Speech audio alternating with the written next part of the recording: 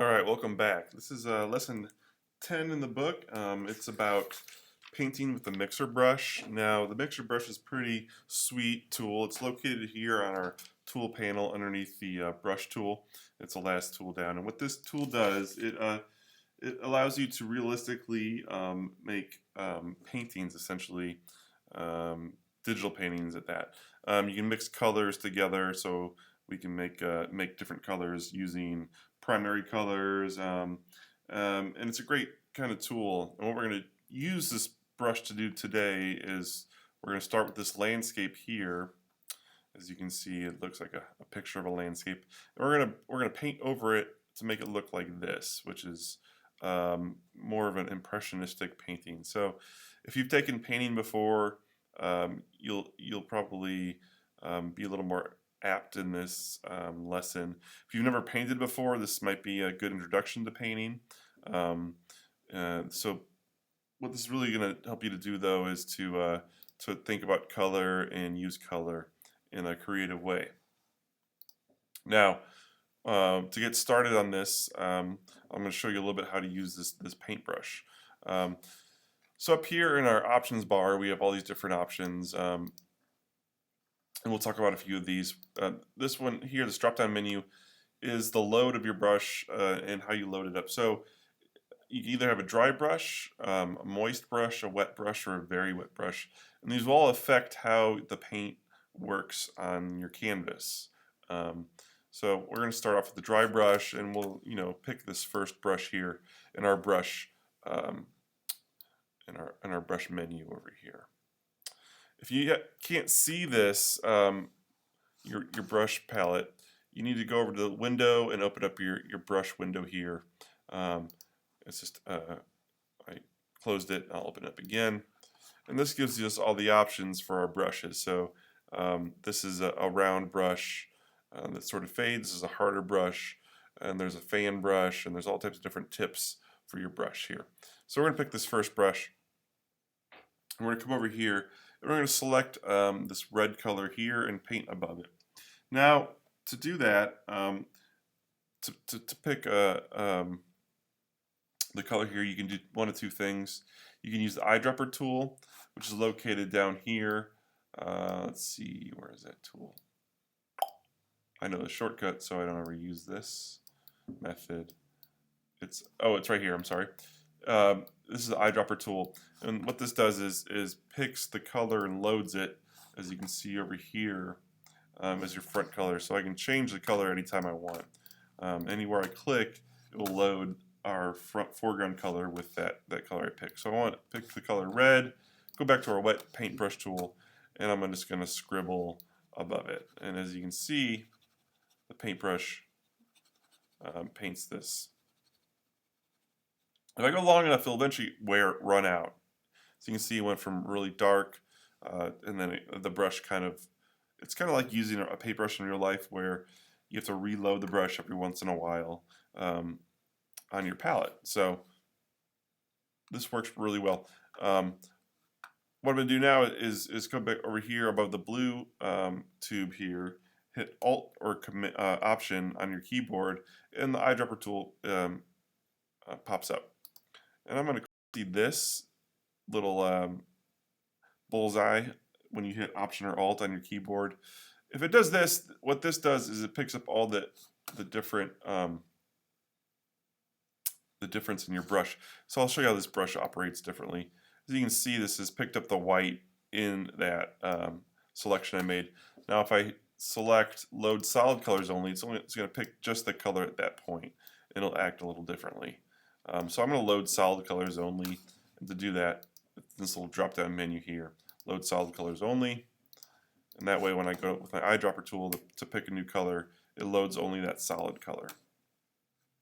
Now I want to pick a wet brush to show you how that operates differently than a dry brush. I'm going to come over here and go to, I'm going to pick a wet brush, and I'm going to go to yellow. I'm going to pick up on yellow here, and I'll paint. And as you can see, the wet brush actually mixes with the background color, so it's actually mixing with the white. If I come over here to the blue, it actually mixes with, so the wet yellow paint mixes with the blue. And it should really create a green eventually. Might have enough blue there to have that work. You can, again, these are presets: the dry, moist, wet, very wet, light mix, heavy mix, etc. But these are dependent on these different percentages. We have the percentage of wet, percentage of load, percentage of mix, and percentage of flow. So, if I turn the mix all the way up, all of a sudden I've made a custom brush, which is actually the wet heavy mix. So let's see what this does. I'll do mix some blue with this red, and it's taking a while, really, here. Maybe because the mix is so high. Let me turn the mix down. There we go. I'm creating a purple color there with my red. So I'm just going to reset everything here, get rid of all my scribbles. And that's pretty much the brushes. Now there's a few things to keep in mind. There's these two icons which are already selected, which is clean the brush after every stroke and load the brush after each stroke. So you can click these off, but what that's going to do is it's going to pick up on the color that you just mixed. So if I mixed a purple color, it's going to use that. If I don't have this button selected, the next time I go to paint, it's going to actually paint that purple color. And I'll show you what I mean by that right now. So I'm going to go here with a dry brush. I'll come back here and pick a dry brush. I'm going to paint red over here in this circle. And I might use a different brush to do this. So I'll Command Z out of there. And I'm going to go find this fan brush, which is pretty nice. It's going to create a different brush with this. You can see it kind of has different bristles on it. And I'm going to go pick a wet brush and pick a blue color, and I'm going to paint on top of that, and it's going to create eventually a purple color. So now if I don't clean, or if I don't come up here and clean my brush every time, if I go to paint over here, it's going to pick up on that purple color that I had before. Now what I did there was actually painted on the background, and it's actually picking up the background below what I'm painting on top of. So what I want to paint on a different layer if I don't want to mix or meld with my background. So I'm going to go to Paint Mix now, and I'm going to continue oops, I'm going to clean my brush here. And I'm going to go pick the blue color again, and then I'm going to continue to make, I know what's happening there is I'm not painting on top of my red. So I'm going to do this over again. I'm going to paint my red again. Go back to my paint mix. Find a red color I like. Maybe a more solid red color there. I'm using my dry brush. I'm going to just paint a swath of red. I'm going to go get a wet brush. Pick some blue. I'm going to mix my purple back. So now if I don't clean the brush, there I have a purple, and I go to paint again, it's going to paint that purple color until the purple runs out and the blue starts to show through. That'll take a little bit of time. But there we go. Now you start to see this is purple here, this is blue down here. So if I don't clean my brush, it's going to actually pick up that last color I used until it kind of runs out, and that's going to go back to the blue. All right. So this is pretty much the way the brush operates, and it's really kind of simple and straightforward. I would encourage you guys to play around with these different settings. Try dry, load, light load, try dry, heavy load, try moist, etc. Try all these different brushes and see how they operate on a different layer, and kind of experiment with how the things operate in terms of mixing together. It's a really great brush to use if you want to create compositions or paintings.